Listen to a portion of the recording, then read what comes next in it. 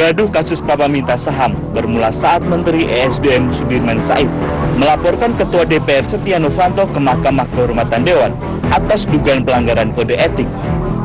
Sudirman Said menyerahkan bukti rekaman percakapan antara Presiden PT Freeport Indonesia, Ma'ruf Samsudin, bersama Setia Novanto dan pengusaha bernama Riza Khalid yang berisi pencatutan nama Presiden dan Wakil Presiden. Masih bergulirnya kasus ini juga menyeret satu nama yang mungkin sebagian khalayak bertanya, siapa sebenarnya sosok Riza Khalid? Nama itu masih asing di telinga publik. Namun dalam bisnis perminyakan, nama Riza Khalid sudah sangat terkenal. Nama itu sudah begitu lama kita dengar di dalam kaitannya dengan bisnis perminyakan, lebih khusus lagi di dalam hal importasi migas kita. Presiden yang satu jatuh, ganti presiden berikutnya, kita dengar dekat juga dengan presiden berikutnya. Pilkada kemarin kita dengar beliau menyumbang berapa miliar ke salah satu calon. Itu cara untuk bisa dekat dengan calon presiden RI. Begitu yang bersangkutan positif tidak menang, segera pindah ke yang menang. Itu strategi bisnis beliau. Kerajaan bisnis Riza Khalid boleh dikata cukup menggurita. Sebut saja perusahaan Global Energy Research yang bergerak di sektor perminyakan.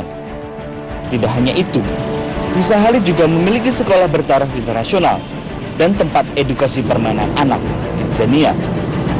Bahkan dalam majalah Globe Asia pada tahun 2012, Riza menempati urutan nomor 76 orang paling kaya di Asia. Sosok pria keturunan Arab ini memang cukup lihai dalam mengamankan aset perusahaannya. Hampir seluruh asetnya berada di Singapura, yang notabene jauh dari pengawasan BPK ataupun Direktorat Pajak. Saya kira dengan dia begitu sudah cukup lama ya menggeluti sektor bisnis itu, lalu juga dia punya kedekatan misalnya dengan begitu banyak kalangan di sektor energi di Indonesia, bahkan sampai ke luar negeri, ya saya kira dia memang sudah sangat pakar ya, sudah menguasai sektor bisnis itu. Jadi dengan begitu ya seluk-beluk dan di mana bisa mendapatkan misalnya keuntungan yang besar atau di mana bisa melakukan manipulasi, itu dia sudah sangat paham gitu. Tim Metro TV mencoba menelisik kekayaan dan keberadaan Pak Mu yang merupakan sapaan akrab Riza Khalid di Indonesia. Mulai rumah pribadinya di Jalan Bangoraya, Jakarta Selatan. Rumah ini nampak sepi, hanya ada penjaga dan tukang kebun yang sedang merenovasi. Kosong rumah. Oke. Sekolah Internasional Al-Jabar yang diperkirakan milik Riza Khalid pun sangat ketat penjagaannya. Bahkan untuk sekedar mengambil gambar, tim Metro TV tidak diperkenankan.